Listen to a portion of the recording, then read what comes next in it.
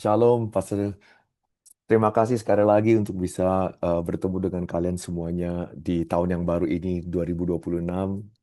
Jadi saya akan mulai, saya akan coba untuk share screen dulu ya, dan pastikan semuanya untuk bisa melihat dan bisa mendengar suara saya juga, oke? Jadi saya, oke, saudara bisa lihat ya. Amin, puji Tuhan.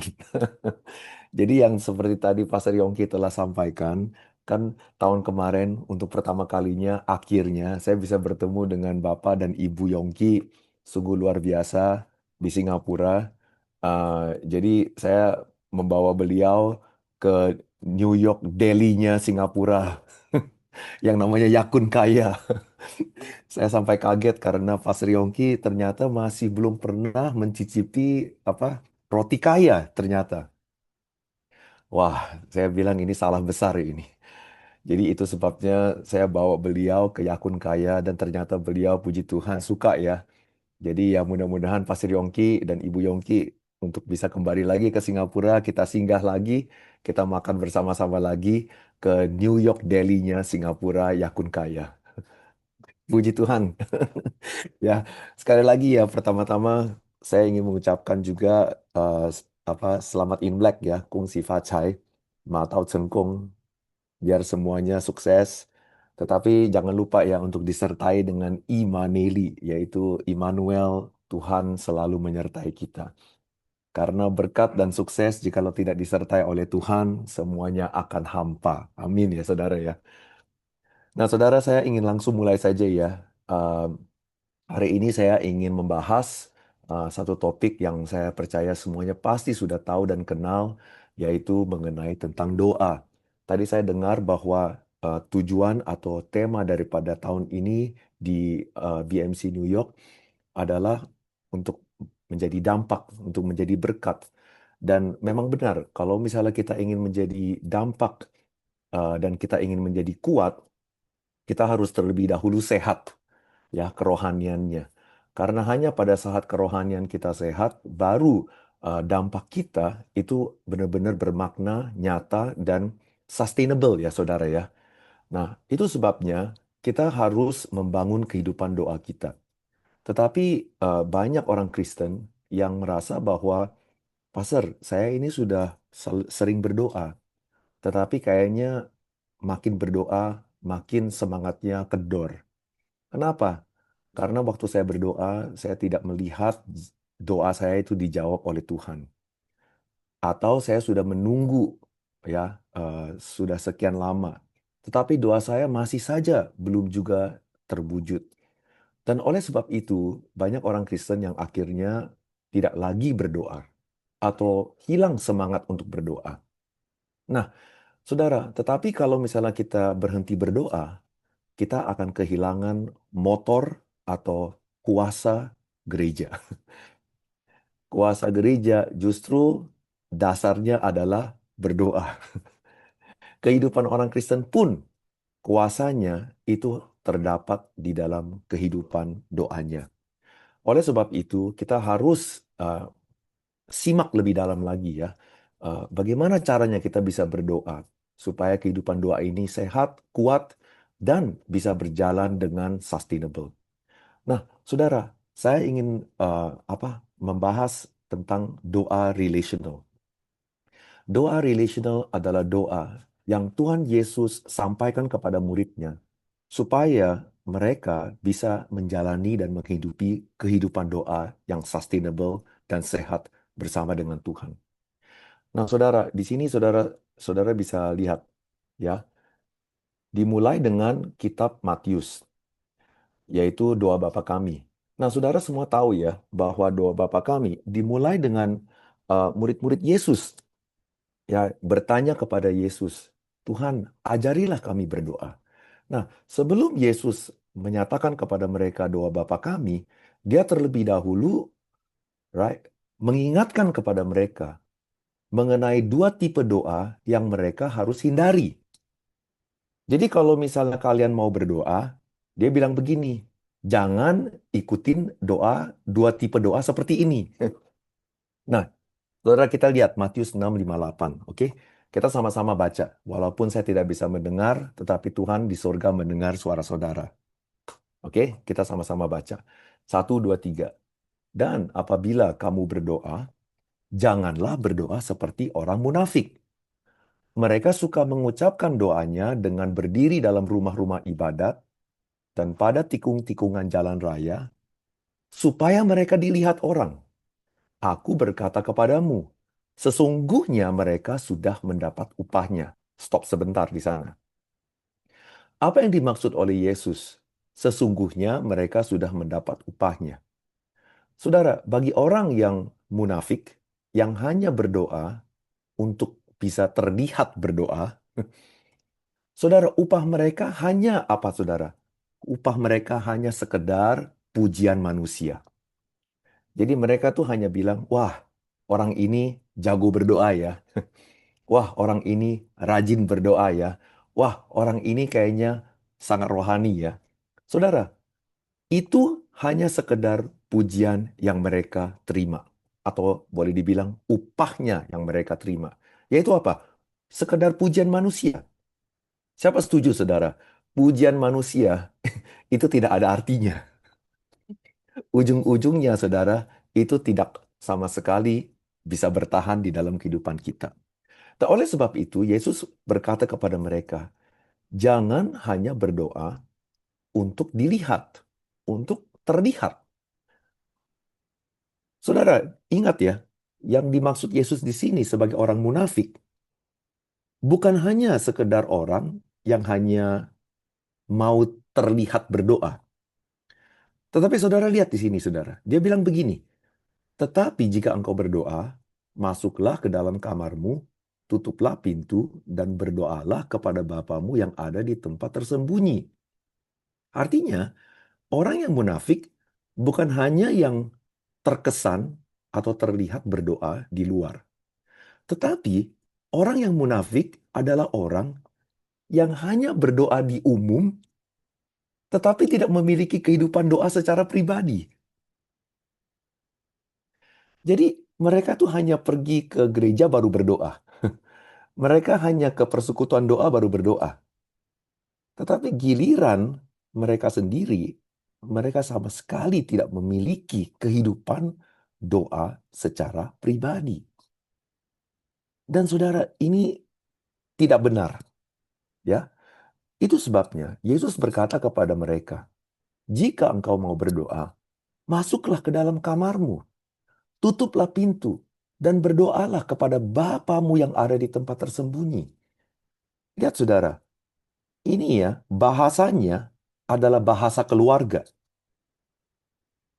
Jadi saudara, yang dimaksud Yesus masuk ke kamarmu, ya, ini adalah bahasa keluarga. Jadi kembali ke rumah, masuk ke ruangan rumah, dan ngobrol dengan papa kamu. Ngobrol dengan Bapa kamu yang ada di surga. Jadi saudara, kesannya, bahasanya adalah bahasa keluarga, di mana Yesus mengajak kita saat kita berdoa, seperti kita itu ngobrol dengan orang tua kita, dengan papa kita. Seperti kalian yang ada di New York, sering kumpul-kumpul di meja makan dan berbincang-bincang di sana, anak dengan orang tua juga dengan anak. Ini adalah bahasanya, bahasa doa yang Yesus sedang utarakan di sini, di mana dia bermaksud, kamu kembali ke rumah, maka Allah Bapa ingin berbincang-bincang dengan kamu. Ya, itu yang pertama. Nah, yang kedua, saudara, dia bilang begini, lagi pula dalam doamu itu, janganlah kamu bertele-tele seperti kebiasaan orang yang tidak mengenal Allah. Mereka menyangka bahwa karena banyaknya kata-kata doanya akan dikabulkan. Jadi janganlah kamu seperti mereka, karena Bapamu mengetahui apa yang kamu perlukan sebelum kamu minta kepadanya. Tipe dua yang Yesus bilang kepada muridnya untuk dihindari ya. Dia bilang begini, jangan berdoa seperti orang yang tidak percaya. Nah, kenapa? Orang yang tidak percaya menganggap doa sebagai alat fungsional atau alat transaksi. Itu sebabnya, saudara, ada perbedaan dalam kosakata kita antara orang Kristen dengan orang yang tidak percaya. Orang Kristen memakai kosakata berdoa, tetapi orang yang tidak percaya memakai kosakata sembayang. Kenapa? Karena, saudara, sembayang itu memiliki satu arti atau makna di mana saya ingin datang untuk menyenangkan hati dewa saya. Supaya pada saat saya berkenan kepadanya, dewa ini akan terkesan dengan upaya saya, dengan doa-doa saya, maka oleh sebab itu dia akan memberkati saya. Dia akan melindungi saya. Itu yang namanya sembayang. Memiliki maksud supaya dewanya yang mereka sembah akan melindungi, akan memberkati. Tetapi di sini Yesus mengingatkan kepada muridnya, bagi kita yang percaya, doa bukanlah sembahyang saja. Doa adalah alat. Doa bukanlah alat, tetapi doa adalah sarana hubungan di mana kita itu datang ke hadirat Tuhan untuk mau mendekat kepadanya dan membagikan pergumulan-pergumulan kehidupan kita kepada Dia. Kenapa? Karena sebelum kita datang pun kita tidak perlu macam-macam. Kita tidak perlu bertele-tele. Tuhan sudah tahu isi hati kita itu apa, maunya kita itu apa. Dan Dia adalah Allah Bapa yang sangat mengasihi kita, yang ingin memberkati kita, dan ingin mewujudkan doa kita. Jadi, saudara, saudara bisa lihat, ada dua hal yang kita harus belajari sebelum kita berdoa dengan benar. Yang pertama, sikap yang benar dalam doa. Jangan seperti orang munafik. Saya tadi sudah sampaikan, Yesus memperingatkan agar kita tidak berdoa secara pamer demi dilihat orang lain atau hanya berdoa di umum. Perintah untuk masuk ke dalam kamar melambangkan memasuki ruang pribadi, suasana keluarga untuk mau berbincang dengan Bapa seperti berbincang santai di meja dapur. Jadi, saudara, bagi Tuhan, doa adalah sarana hubungan, sarana untuk menjalin keintiman, sarana untuk supaya kita ini lebih dekat dengan Tuhan. Karena Dia bukanlah dewa. Dia adalah Allah Bapa yang mengasihi kita. Dan, saudara, perbedaan ini sangat penting ya, jikalau kita mau berdoa dengan sehat. Yang kedua, menghindari doa yang bersifat takhayul atau superstition. Jangan seperti orang yang tidak percaya. Saudara, doa bukanlah praktik majis. Ya, pengulangan sia-sia diperingatkan bukan untuk melarang pengulangan kata-kata. Jadi artinya, saudara, bukannya Tuhan ya objek kita itu untuk confession. Jadi confession is okay, tetapi yang dimaksud di sini adalah pengulangan yang sia-sia. Yang kita pikir itu adalah quote-quote canting, jimat yang akan membuat Tuhan kita itu terkesan, tergerak untuk mau memberkati kita. Saudara, Tuhan sudah bilang, Dia adalah sosok Allah Bapa yang sangat mengasihi kita. Sebelum kamu datang pun, Dia sudah mau mewujudkan doa-doa kita. Nah, saudara, Tuhan juga berkata, hindari pendekatan yang bersifat takayul atau superstition. Seolah-olah mengucapkan kata-kata yang harus tepat, itu pasti menghasilkan sesuatu. Ingat BMC New York, tujuan utama doa adalah hubungan, relasi. Ditegaskan oleh kenyataan bahwa Bapamu sudah mengetahui apa yang kamu perlukan. Haleluya. Amin. Nah, setelah saudara Yesus mengingatkan kepada muridnya untuk menghindari dua tipe doa yang salah ini, setelah itu langsung dia berkata kepada muridnya, nah, Matius 6, 9, 11. Ayo kita baca sama-sama sekali lagi ya. Dia bilang begini, karena itu berdoalah demikian. Jadi apa?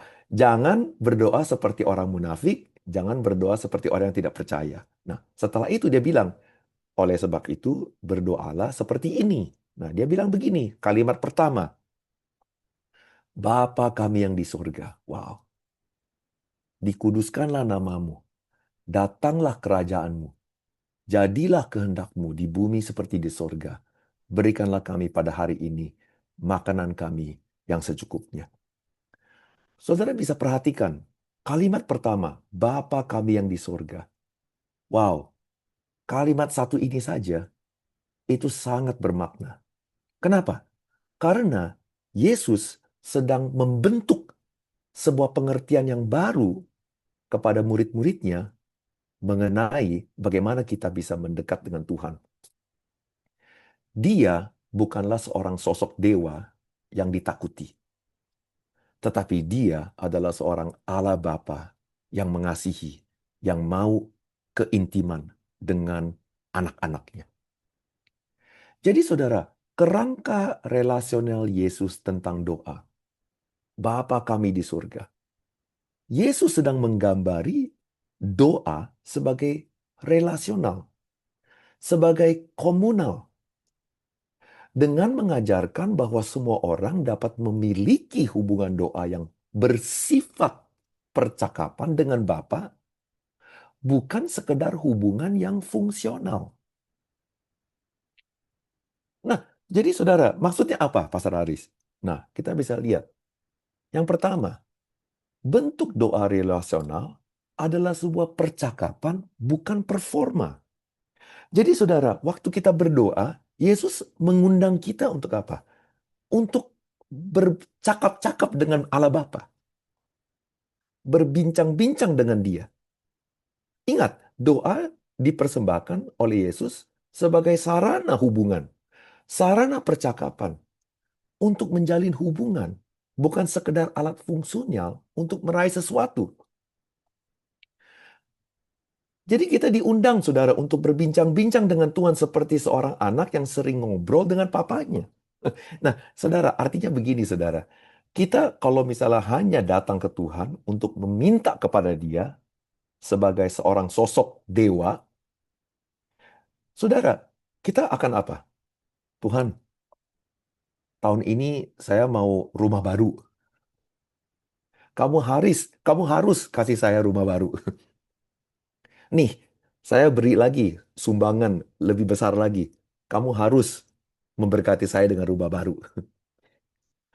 Saudara bisa lihat gak? Itu hanya satu arah saja. Saudara hanya meminta, saudara hanya maunya keinginan diri sendiri. Tetapi jikalau saudara mulai berbincang-bincang dengan Allah Bapa, nah saudara, apa yang akan terjadi? Jadi gini, kamu datang ke Tuhan. Tuhan, gua mau mobil baru dong. Gua mau Tesla katanya. Ya. Nah, Tuhan akan tanya, buat apa? Nah, kamu sedang diundang untuk berbincang-bincang dengan dia. Buat apa? Nah, kamu akan bilang, oh, karena tetangga saya, Pastor Yongki, baru beli Tesla baru. Saya mau ikut-ikutan.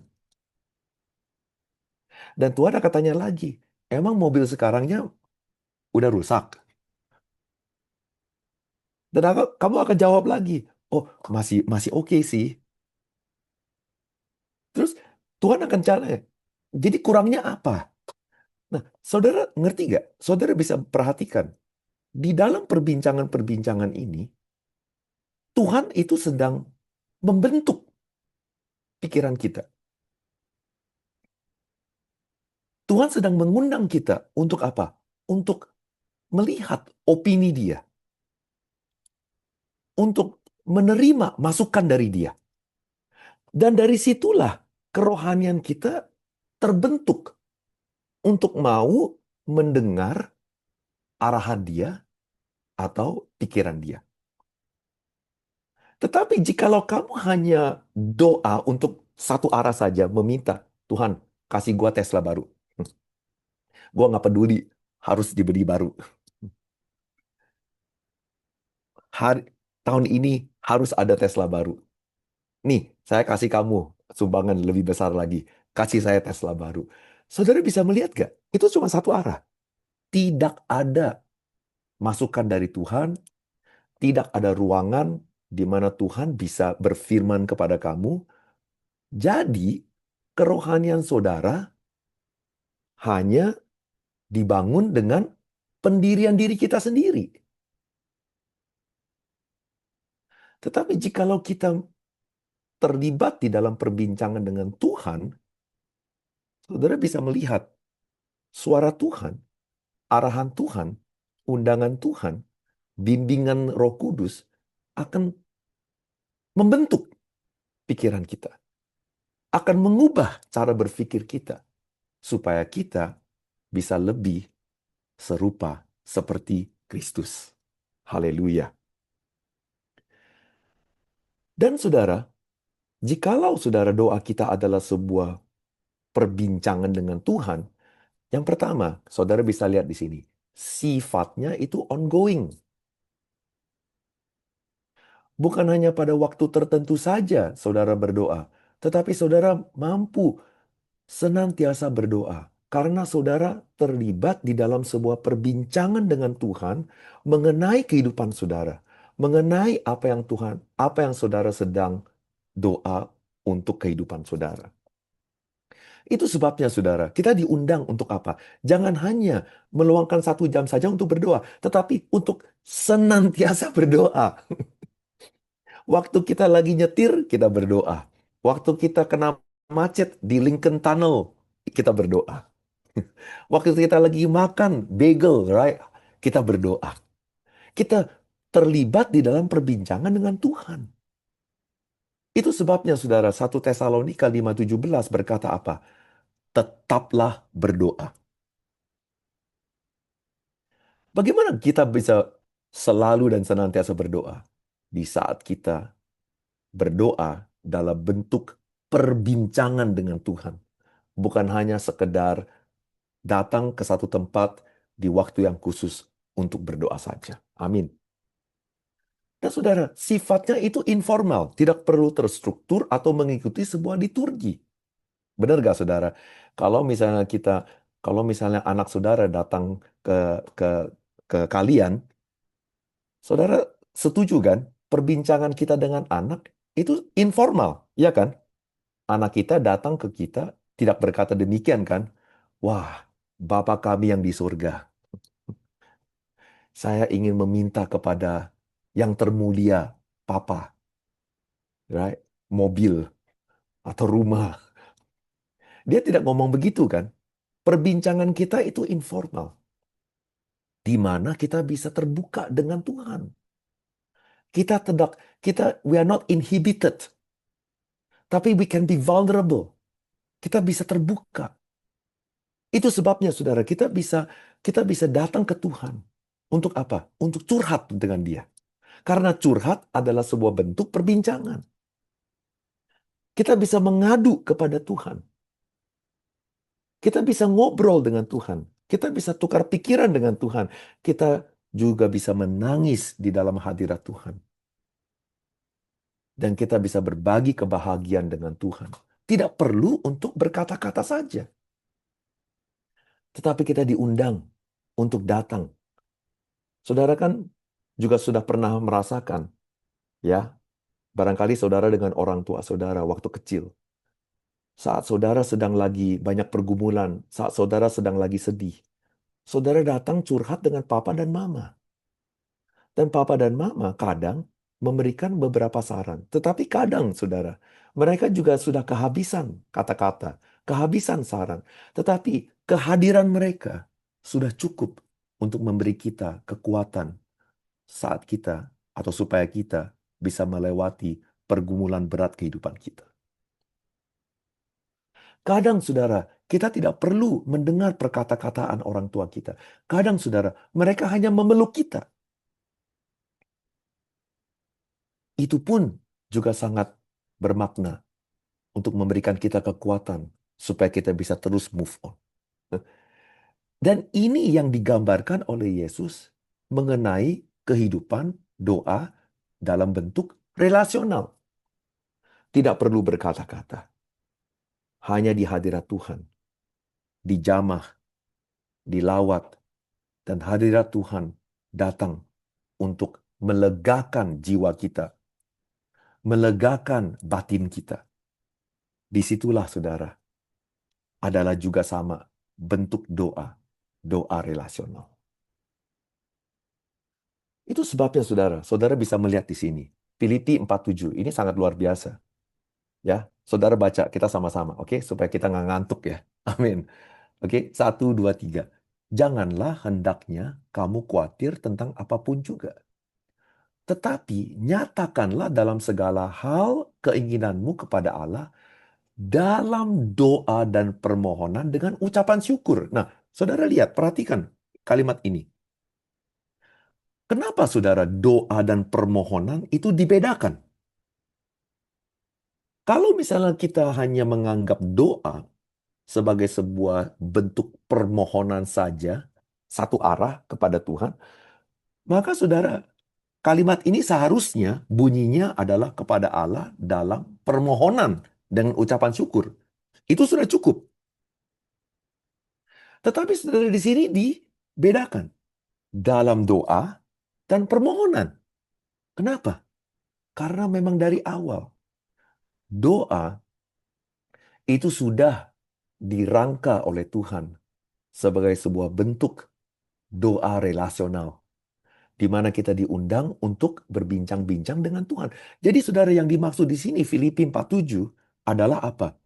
Saat kita datang untuk memohon kepada Tuhan, bawalah permohonan kamu kepada Tuhan dalam bentuk percakapan, dalam bentuk doa. Jadi kita diundang untuk berbincang-bincang dengan Tuhan mengenai permohonan kita, mengenai hal keinginan kita. Kita tidak bisa memaksa Tuhan. Tuhan, gue mau ini, gue mau itu, gue mau itu. Harus terjadi. Nggak bisa. Kita diundang untuk apa? Untuk runding dengan dia. Kita diundang untuk apa? Untuk tukar pikiran dengan dia. Jadi saudara, kita bisa datang berbincang-bincang dengan Tuhan. Tuhan, tahun ini susah nih. Gereja, aduh, bebannya sangat berat. Tuhan, berkatilah saya. Tuhan, kasih tahu pikiran kamu. Supaya saya ini bisa menanggung beban ini. Kita diundang, saudara. Nah, saudara, itu sebabnya saat kita berdoa sedemikian rupa, membawa hal keinginan kita dalam doa, dalam bentuk percakapan, maka apa yang terjadi? Damai sejahtera Allah yang melampaui segala akal akan memelihara hati dan pikiranmu dalam Kristus. Saudara lihat, dia tidak bilang, kalau kamu berdoa, garansi doa kamu akan dikabulkan. Permintaan kamu akan diberikan. Tidak, saudara. Tetapi apa yang akan terjadi saat kita berbincang-bincang dengan Tuhan?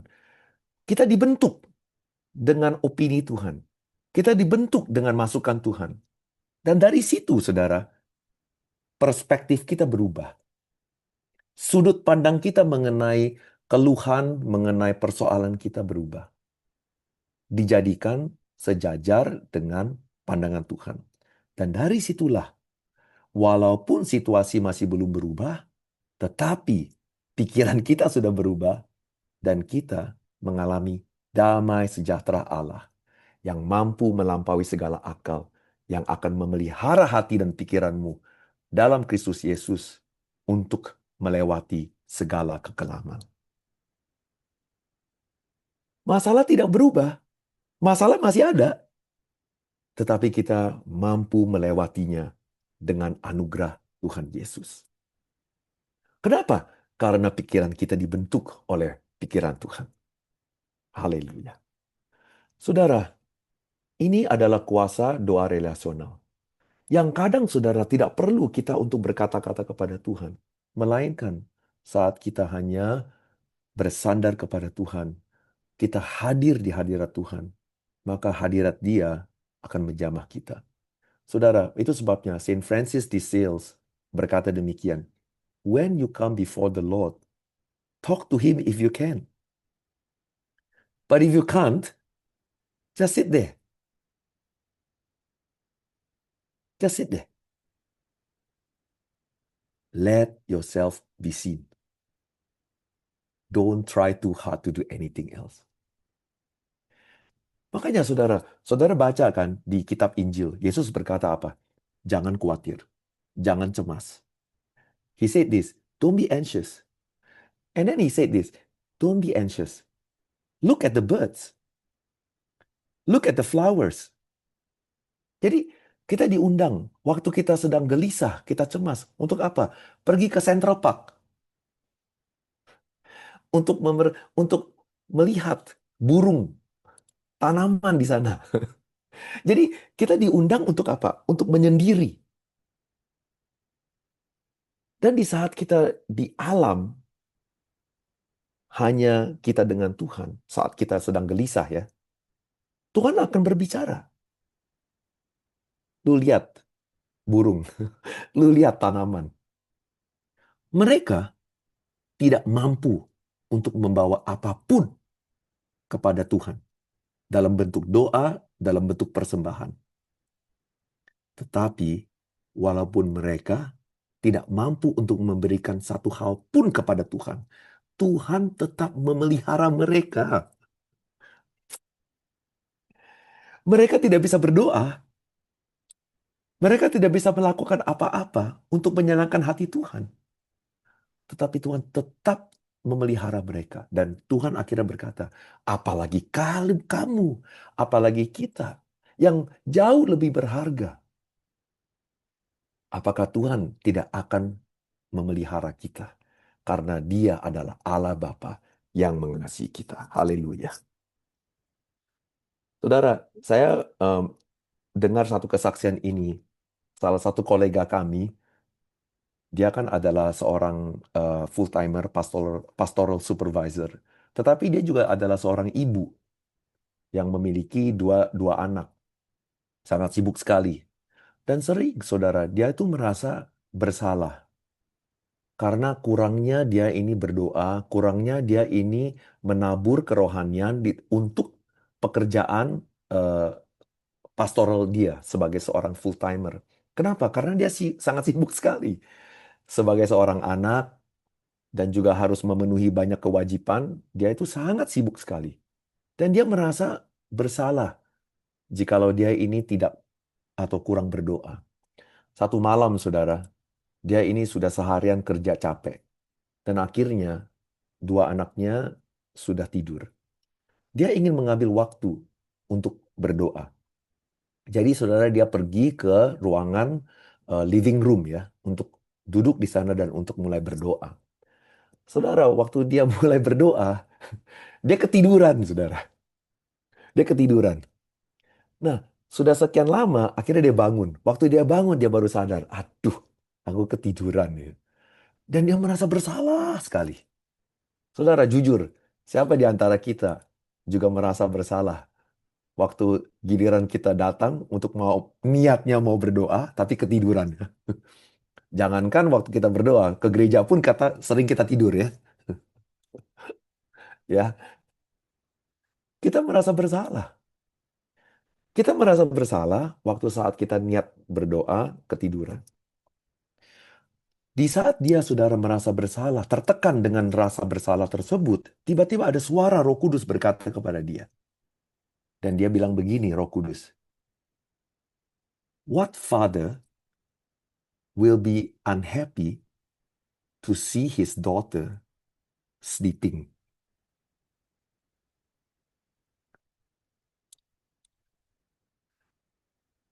What kind of a father would be unhappy?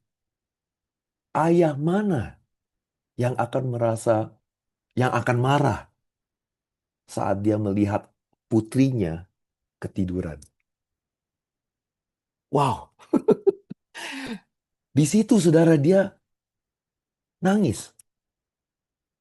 Karena dia merasakan sosok Allah Bapa yang sangat mengasihi kita.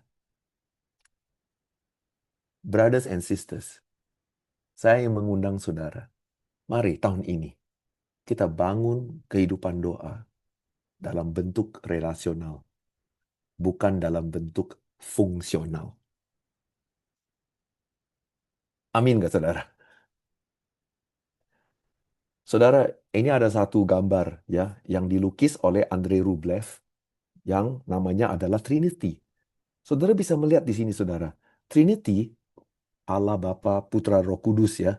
Itu kita bisa melihat mereka itu sedang di satu meja dan di satu meja sedang lagi ada satu persekutuan.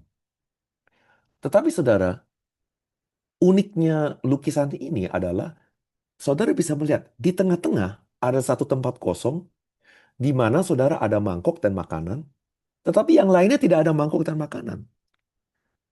Tempat kosong ini ada mangkok dan makanan. Seakan saudara, saat kita sedang melihat lukisan ini, kita sedang diundang. Orang yang sedang melihat lukisan ini, itu seakan sedang diundang untuk masuk, untuk duduk, dan di antara Bapa, Putra, dan Roh Kudus. Dan saudara, pada saat saudara kita sedang diundang untuk masuk, untuk duduk bersama dengan mereka, kita sedang diundang untuk masuk, untuk mendengar perbincangan mereka. Kita sedang diundang untuk masuk dan terlibat di dalam perbincangan dengan mereka. Bukan hanya di dalam mereka, tapi juga dengan mereka. Nah, saudara, salah satu em, pengertian daripada lukisan ini adalah luar biasa. Kenapa? Karena pada saat kita sedang diundang untuk masuk, untuk membawa pergumulan kita, permohonan kita kepada Tuhan di meja makan keluarga Allah, saudara akan kaget. Ternyata apa yang kamu ingin bawa, mereka ternyata sudah rundingkan terlebih dahulu. Kenapa mereka memiliki pengertian seperti ini? Karena Alkitab berkata, Yesus Kristus setiap hari, apa yang dia sedang lakukan bagi kita? Berdoa syafaat untuk kita. Jadi dia sudah tahu, saudara, pergumulan kita itu semuanya apa, dan dia sedang setiap hari membawakannya kepada Allah Bapa untuk kita. Dan saudara yang kedua, Roh Kudus. Alkitab juga berkata, saat kita sudah lemah dan sudah tidak bisa lagi berdoa, ternyata Roh Kudus berdoa untuk kita. Jadi pada saat kita datang membawa pergumulan kita kepada Allah Bapa, kita kaget. Ternyata apa yang kita ingin bawakan sudah terlebih dahulu dirundingkan, dibincang-bincangkan di meja makan kerajaan atau keluarga Allah. Tetapi disitulah kita akan berhenti berkata-kata. Dan kita akan mulai mendengar suara Tuhan. Dan ini adalah tujuan utama kita berdoa. Bukan hanya kita saja yang berkata-kata. Kita mendengar suara Tuhan. Kita mendengar arahan Tuhan. Kita mendengar apa yang Tuhan inginkan untuk diri kita. Disitulah kita akan mengalami terobosan. Puji Tuhan, amin, right? Satu lagi, saudara. Dengan ini kita akan selesai. Saudara sudah hampir mau tidur, jam tidur ya, di New York. Oke, bentuk doa relasional sebagai dasar iman. Ibrani 11:6. Ini adalah ayat yang kita semua sudah kenal. Tetapi tanpa iman, tidak mungkin orang berkenan kepada Allah. Sebab barang siapa berpaling kepada Allah, ia harus percaya bahwa Allah ada dan bahwa Allah memberi upah kepada orang yang sungguh-sungguh mencari Dia. Saudara, banyak orang yang memakai ayat ini dan memakainya untuk hal keinginan permohonan doa mereka. Jadi mereka melihat bahwa kalau saya ingin doa saya eh, di dijawab, ya, kita harus memiliki iman. Saudara, itu memang benar. Kita harus memiliki iman. Tetapi saudara, yang saya ingin tanyakan adalah apa? Iman yang didasarkan apa? Karena saudara, kalau misalnya kita memiliki satu pengertian bahwa saya harus memiliki iman untuk atau supaya jawaban saya itu diberikan sesuai dengan gambaran saya, maka oleh sebab itu banyak orang Kristen akhirnya menjadi kecewa. Karena waktu mereka berdoa dan mereka imani doa mereka, dan masih juga doa mereka belum terwujud, doa mereka masih juga belum dijawab, mereka mulai berpikir, salahnya di mana? Apakah saya yang kurang iman? Atau apakah sayanya yang tidak cukup ya memenuhi standar iman surga?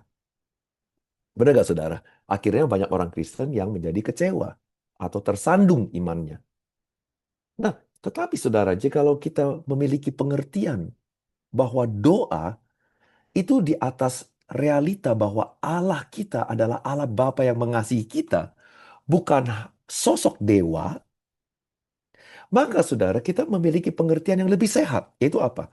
Yang dimaksud iman adalah iman yang didasarkan pada hubungan dengan Allah Bapa yang mengasihi kita. Bukan iman yang tertuju hanya kepada perubahan situasi. Jadi saudara sebagai Allah Bapa yang mengasihi kita. Jadi yang dimaksud di sini adalah apa? Saat kita berdoa, kita harus percaya bahwa sosok yang kita sedang dekati adalah sosok Allah Bapa yang mengasihi kita. Yang mau memberikan kita upah saat kita menanyakan sesuatu dari Dia. Nah, di atas realita ini, ya, kita mendekat dengan Tuhan. Tetapi, saudara, kita harus sadar, sebagai Allah Bapa, siapa setuju? Dia lebih tahu apa yang terbaik untuk kita daripada diri kita sendiri. Benar nggak, saudara? Ya, banyak di kita ya, dulunya ya jatuh cinta dengan seorang pria, orang tua kita barangkali bilang, ah, jangan deh. Dulu kita marah. 20 tahun kemudian baru kita lihat, wah, papa, terima kasih. 20 tahun yang lalu kamu nggak izinkan saya dengan dia. Dia sekarang orang brengsek. Ya kan? Kita kan nggak tahu. Tetapi Allah Bapa kita itu lebih tahu. Benar nggak, saudara? Nah, itu sebabnya di atas realita iman bahwa Allah Bapa kita pasti akan memberikan kita upah saat kita mendekat kepada Dia. Yang dimaksud upahnya itu apa? Karena saudara dalam gambaran kita, upahnya adalah apa? Wujudnya doa kita sesuai dengan gambaran kita. Tetapi upah yang diberikan kepada kita oleh oleh Allah Bapa kita, kadang adalah yes. Siapa setuju? Yes adalah upah. Yes adalah jawaban. Tapi siapa setuju? No juga adalah sebuah jawaban, adalah sebuah upah. Tunggu sampai kamu siap pun juga adalah sebuah jawaban dan upah. Dan saudara, siapa setuju juga? Jangan Tesla deh. Toyota. Siapa setuju? Toyota pun juga adalah sebuah upah dan jawaban.